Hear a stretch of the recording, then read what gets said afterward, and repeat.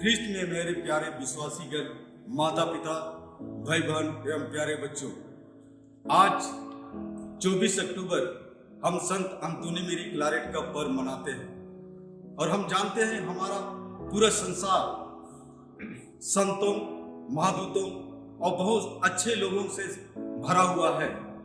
और आज हम उसके बारे में जाने संत अंतोनी मेरी क्लारेट कौन था। उसका जन्म साइलेंट नामक गांव में 23 दिसंबर 1807 को ईस्वी को हुआ था। उसके माता पिता और उसके परिवार में 11 भाई बहन थे और उसमें उसका 5वां स्थान था। और उसके पिताजी कपड़ा का व्यवसाय करते थे और कपड़ा का व्यवसाय बहुत अच्छी तरह से चलता था और जिसके फलस्वरूप एक अच्छा व्यवसायी होने के साथ साथ वह क्लारेट को सिखाना चाहता था। और 12 वर्ष की उम्र में क्लारेट एक बुनकर की गिनती में आने लगा और साथ में वह मन लगाकर वह काम करता था। और उसका जो कपड़ा व्यवसाय में लगाव था, उसके पिताजी उसे भली भांति जानते थे, उसे पढ़ाना चाहते थे और ऊंची दर्जे का कपड़ा व्यवसाय को अच्छे डिजाइन के अनुसार उसे आगे बढ़ाना चाहते थे। आज यदि हम क्लारेट के बारे में बात करें, उसके बचपन के जीवन के बारे में बात करें, उसका बचपन का जीवन, प्रारंभिक जीवन अपने गांव साइलेंट में शुरू हुई। जब वहां पढ़ते थे, वहां एक शिक्षक था जो उससे धार्मिक रूप से, आध्यात्मिक रूप से उससे अच्छे रास्ते पर चलने के लिए प्रेरणा देता था। वह उससे बहुत प्रभावित हुआ। संत अंतोनी मेरी क्लारेट अपने दोस्तों को छोटे छोटे प्रार्थनाओं द्वारा और अन्य धार्मिक कार्यों कलापों द्वारा वह उन्हें मदद करता था। जब इतवार का दिन, रविवार का दिन जब भी मिस्सा होता था, वह कभी चूकता नहीं था। पर्व के अवसर पर, विशेष अवसर पर वह 2 मिस्सा में भाग लेता था। और जब बचपन में उन्होंने मिस्सा के साथ साथ धर्म शिक्षा को ग्रहण करने के लिए, पालन करने के लिए, जानने के लिए वह अपने को प्रेरित किया और उसमें भाग लेने लगा। आज हमारा कलीसिया किस प्रकार से हम अपने बच्चों को धार्मिक विचार पर लाते हैं, उसी धार्मिक विचार के स्तर पर संत अंतोनी मेरी क्लारेट अपने को मिस्सा में भाग लेना, पवित्र संस्कार में आशीष लेना, या उसका दिनचर्या था। वह कभी गिरजाघर में वहां से पार होने से कभी अपने को चूकता नहीं था। इसी कारण उसमें जो धार्मिकता थी, बचपन की जो धार्मिकता थी, वह धीरे धीरे धीरे बढ़ते गई और ऐसा फलस्वरूप वह एक अच्छा व्यक्ति बनने के लिए, धार्मिक दृष्टि से एक अच्छा अपने को प्रस्तुत करने के लिए अपने को तैयार करने लगा। कम ही उम्र में वह अनंत जीवन के बारे में भी सोचता था कि हमारी मृत्यु के बाद क्या होगी, हम किस प्रकार से अपने जीवन के लिए फल लाएं। इसी विचार से वह अनंत जीवन के बारे में मनन चिंतन करता था और फलस्वरूप इन सब बातों को अपने दैनिक कार्य में रखते हुआ जब वह 12 वर्ष की उम्र में था, उसके पिताजी ने अपने व्यवसाय को बढ़ाने के लिए कपड़ा फैक्ट्री में, जहां उसके घर के पहले मंजिली में बना हुआ था, अपने बेटे को ले जाता है और वह एक कुशल कारीगरी के रूप में कम ही उम्र में एक कपड़ा बनाने का एक कारीगर बन जाता है और वह अपने कपड़ा व्यवसाय में काम करने वाले लोगों को प्रभावित करता है। फलस्वरूप वह लोग उसके हुनर को पहचानते थे, उसकी कार्य शक्ति को पहचानते थे कि किस प्रकार से यह लड़का आगे चलकर इस व्यवसाय को आगे बढ़ाएगा। अपनी प्रारंभिक शिक्षा के साथ साथ बढ़ते गया। जब वह 18 साल की उम्र में था तो उसके पिताजी उसको, आज की भाषा में हम बोलेंगे तो उसको फैशन डिजाइनर बनाना चाहते थे। इसीलिए उससे बार्सिलोना भेज दिया, जहां वह फैशन डिजाइनर बनकर उस कपड़ा व्यवसाय को अच्छी तरह से चला सके। जब वह उसकी पढ़ाई कर रहा था, वहां लोगों को बहुत प्रभावित किया, अपने प्रोफेसर लोगों को, क्योंकि उनकी जो कार्य क्षमता, कार्य करने की शैली थी बहुत अलग थी। उन्होंने कपड़ा उद्योग के लिए जो हस्तकरघा था उसका डिजाइन तैयार किया और उसको वापस अपने घर आकर अपने पिताजी से बोला कि यदि हम इस प्रकार का डिजाइन तैयार करते तो जरूर इस व्यवसाय में हम लोगों को अच्छा सक्षम मिलेगा और हम ज्यादा प्रस्तुत कर सकते हैं। पिताजी उसके हुनर को, उसके जो कारीगरी को वह भली भांति जानता था। जब वह कपड़ा फैक्ट्री में काम करता था, संत अंतोनी मेरी क्लारेट लोगों को प्रभावित करता था। अपने लोग किस प्रकार से उसके कार्यशैली को देखकर प्रभावित होते थे। ऐसे ही कार्य करते करते उन्होंने बहुत उपलब्धियां पाई। बाद में उसमें एक प्रकार का मनन चिंतन आया कि यह जीवन मेरे लिए नहीं है, मेरे लिए कुछ और ही जीवन है जिसके द्वारा हम एक मिशन कार्य, प्रेरित कार्य हम कर सकते हैं। उसकी भावना में ये उमड़ रही थी और वह अपने को व्यक्त किया कि मैं इस काम को छोड़ दूंगा और अपने माता पिता से अनुमति लेता है कि किस प्रकार से हम एक मिशनरी बनकर लोगों की सेवा कर सकें। और उन्होंने माता पिता से परमिशन मांगा और शुरुआत में एक मठवासी में जाना चाहता था, कथोसियन मठवासी में काम करना चाहता था, लेकिन वह इच्छा नहीं हुई और उन्होंने अपने को एक डायसिस में कार्य करने के लिए सेमिनरी में प्रवेश करता है और वहाँ शिक्षा के साथ साथ उन्होंने बहुत सारे अध्ययन किए, अपने आंतरिक जीवन के बारे में मनन चिंतन किए, अपने बदलाव के बारे में मनन चिंतन किए। जब वह पढ़ाई कर रहा था फिलोसफी, थियोलॉजी, उन सब पढ़ाई के साथ साथ वह अपने में एक व्यक्तिगत मनन चिंतन प्रार्थना में जीवन व्यतीत करता था। जब उसका पुरोहित अभिषेक 13 जून 1835 को हुई और अभिषेक से पहले उन्होंने 40 दिनों का आध्यात्मिक अभ्यास किया। अपने आध्यात्मिक अभ्यास के चलते उन्होंने प्रेरणा मिली और वह अभिषिक्त हुआ। अभिषिक्त होने के बाद उसने पुनः अपने गांव में लौटता है और एक पल्ली में वह एक साधारण रूप से कार्यरत काम करता है, लेकिन पल्ली में वह संतुष्ट नहीं था।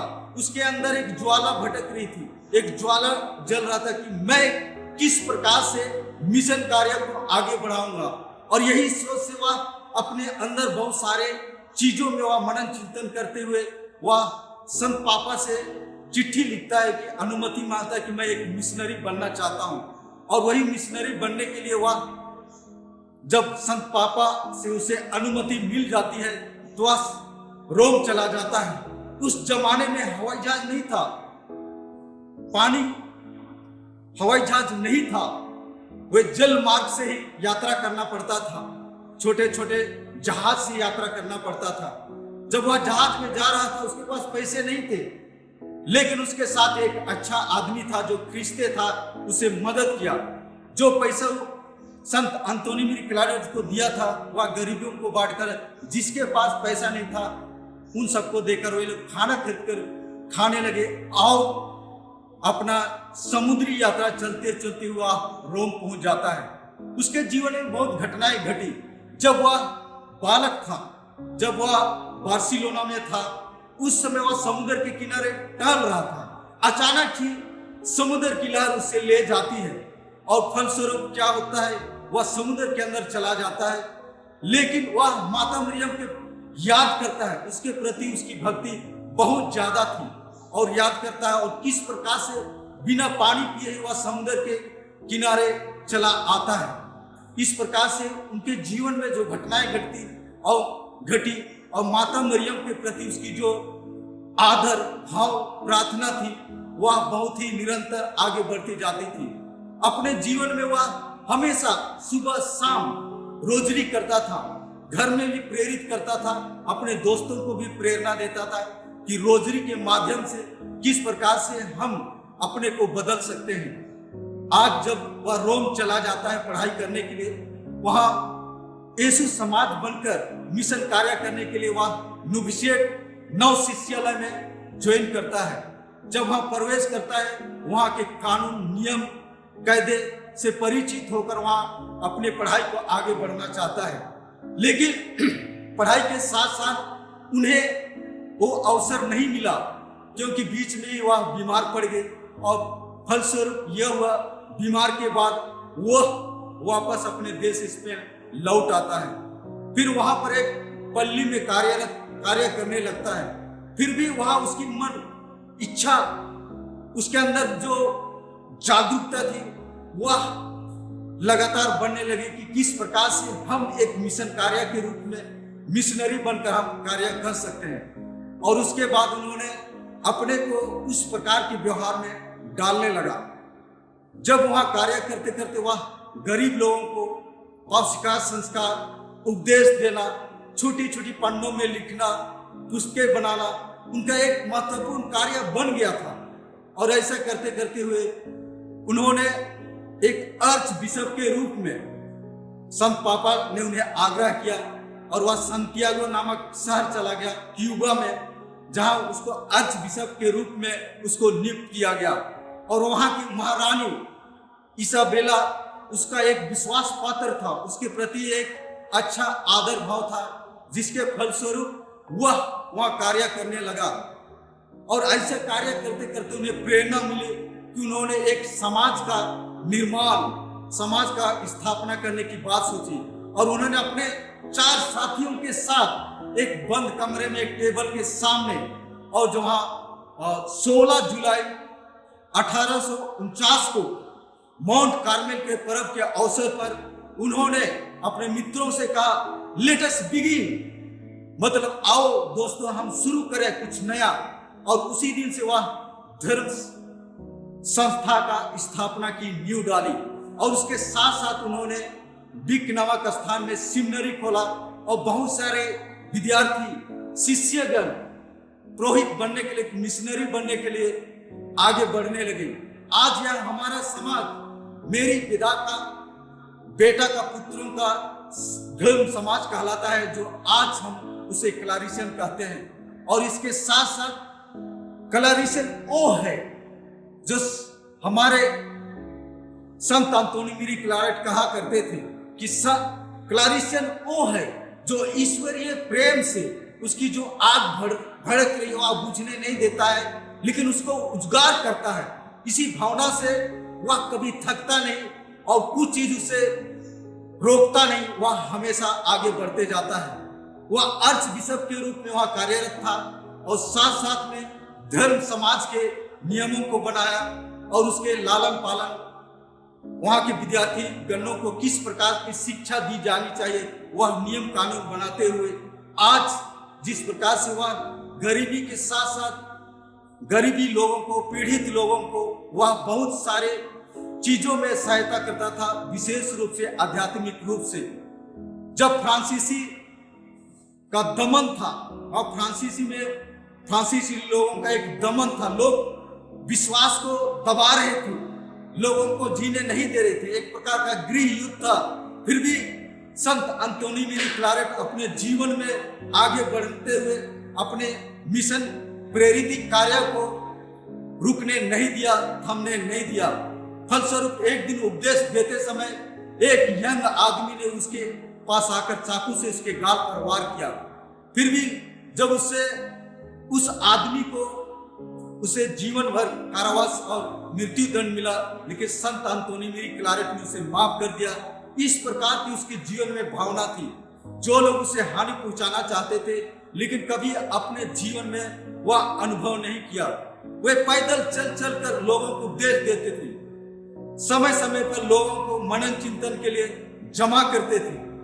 छोटे छोटे पुस्तकों द्वारा, छोटे छोटे पंपलों द्वारा लोगों को शिक्षा देने लगे और फलस्वरूप उन्होंने एक लाइब्रेरी का स्थापना किया, एक प्रेस का स्थापना किया और वहां पर अपने पुस्तकों को लिखने लगा। और आज हमारे लिए संत अंतोनी मेरी क्लारेट ने अपनी आत्म कथा दी है। संत अंतोनी मेरी की एक आत्मिक कथा जो हमारे लिए क्लारिसियन धर्म समाज के लिए यह एक महत्वपूर्ण चिन्ह है, जिसके पद चिन्हों पर, उसके पुस्तकों के आधार पर हम अपने धार्मिक विचारों को, आध्यात्मिक चीजों को हम बढ़ाते हैं और लोगों को देते हैं। 1869 और 70 के बीच में पहला वाटिकन काउंसिल हुआ और उस काउंसिल में भाग लेने के लिए उन्होंने गया हुआ था। उसकी सौभाग्य थी। फिर वह वापस अपने देश में लौटता है। फिर वहाँ 24 अक्टूबर 1870 को उसकी मृत्यु हो जाती है। और उसके जीवन में हम देखें कि किस प्रकार से उसको धन्य घोषित किया गया, संत घोषित किया गया। 24 फरवरी 1834 को संत पापा पियूस 11वें के अनुसार के द्वारा उसे धन्य घोषित किया गया। और 7 मई को 1950 को संत पापा पियूस 12वें के द्वारा उसे संत घोषित किया जाता है।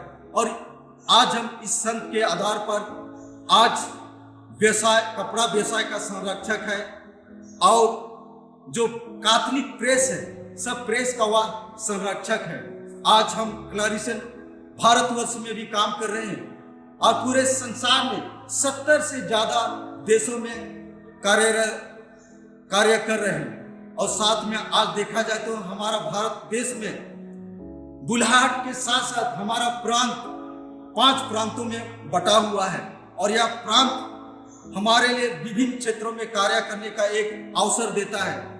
स्कूलों में, कॉलेजों में और अन्य क्षेत्र में हम कार्यरत रहते हैं। एक प्रेरित कार्य में हम शब्दों का, ईश्वरीय शब्दों का प्रचार करने के लिए हमारा जो संरक्षक, हमारा जो संस्थापक संत अंतोनी मेरी क्लारट ने हमें दिया है, हम उसको आगे बढ़ाते हुए हम आगे जा रहे हैं। आज हम प्रत्येक परिवार में हम दोस्तों प्रार्थना कीजिए कि यह बुलाहट आज हमारे जीवन को आगे बढ़ाता है, समाज को बढ़ाता है, कैथोलिक कलीसिया को आगे बढ़ाने में प्रेरणा देता है। आप अपने बच्चों को प्रेरणा दीजिए और फिल्म समाज में जाने के लिए प्रेरणा दीजिए। आज आधुनिक समाज में किस प्रकार से हम अपने को खोए हुए पाते हैं, लेकिन धार्मिक चीजों में हम बहुत अच्छे कार्य करते हुए हम आगे बढ़ते हैं। आज हम सबको शुभकामनाएं देता हूं।